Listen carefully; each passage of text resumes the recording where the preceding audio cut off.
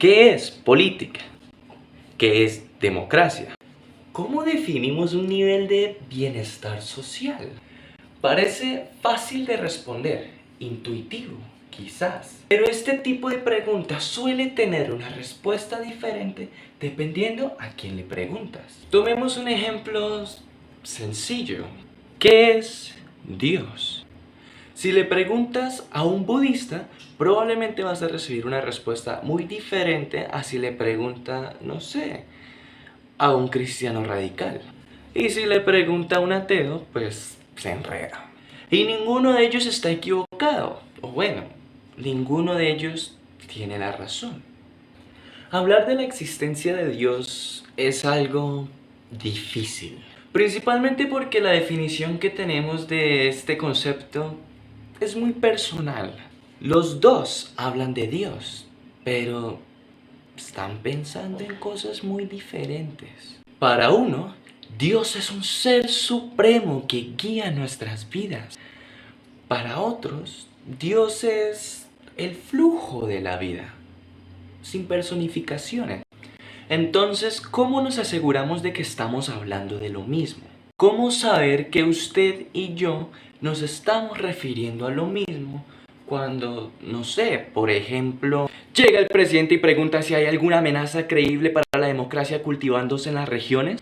Y esa es una gran pregunta. Y para responder adecuadamente tenemos que suponer ciertas cosas. Por ejemplo, ¿qué es una amenaza creíble? ¿Cuáles exactamente son las regiones? ¿Colombia tiene democracia? Y de eso se trata el video de hoy.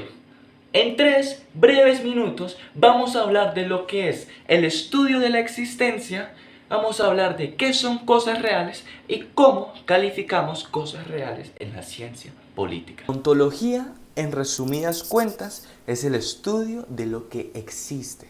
Para no entrar tanto en filosofía, cuando hablamos de ontología, hablamos de el proceso de preguntar qué es. Supongamos el ejemplo anterior. Estamos con nuestro equipo de inteligencia y nos llega la petición del presidente. Entonces, ¿cómo empezamos a acercarnos a esta pregunta?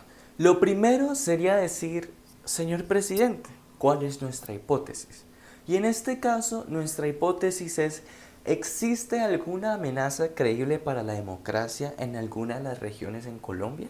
Para poder responder adecuadamente, tenemos que tener bien claro y definido qué es lo que estamos hablando. Hay que hacernos esas preguntas que empiezan con ¿qué es? ¿Qué es una amenaza creíble? ¿Qué la hace creíble? ¿Qué quiere decir democracia?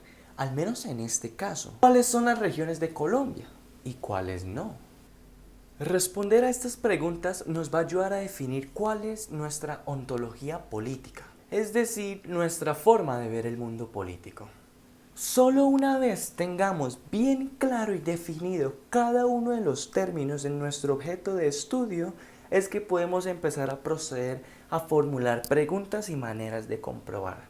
Y esto es bastante importante, entonces voy a hacer énfasis en esta idea. Su ontología política es el resultado de preguntar qué es para cada objeto de estudio en su análisis.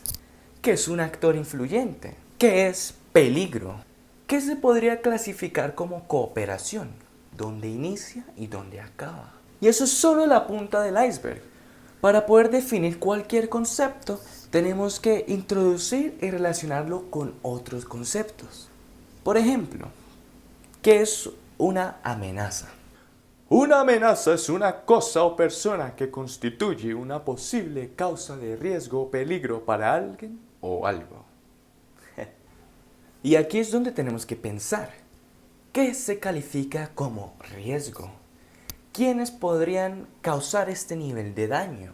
Y así sucesivamente con cada parte del estudio. Y ese es el trabajo ontológico. Nos sirve para definir y que todos estemos en la misma página de lo que estamos hablando.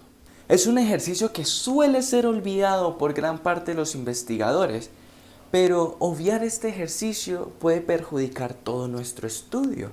Es más, llevar a hacer el estudio equivocado. Las suposiciones ontológicas son la base de todo estudio. Define lo que hay y por tanto define qué es lo que vamos a estudiar. Y eso ha sido todo por hoy. Mi nombre es Esteban Porras. Este ha sido un video de La Bagatela presentado para la Universidad Sergio Arboleda. Si usted quiere ver más contenido político con un toque de sencillez e ironía, no olvide seguirnos en redes sociales como La Bagatela. Hasta pronto.